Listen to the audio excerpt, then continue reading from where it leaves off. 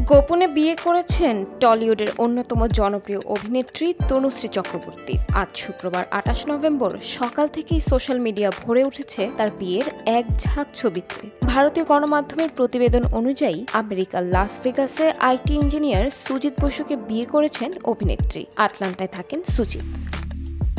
প্রায় ২৮ বছর সেখানকারই বাসিন্দা তিনি। ৫ মাসের প্রেম, তবে খুব অল্প সময়েই মন দিয়ে ফেলেছেন অভিনেত্রী। জানা গেছে বিয়েটা পুরোপুরি সারপ্রাইজ ছিল তনুশ্রীর জন্য। তিনি লাস ভেগাসে ছুটি কাটাতে গিয়েছিলেন সুজিতের সঙ্গে। এদিকে সুজিত সমস্ত আয়োজন করে রেখেছিলেন। অগত্যা বাবা মাকেও ভিডিও কল রেখে বিয়েটা করেই ফেলেন।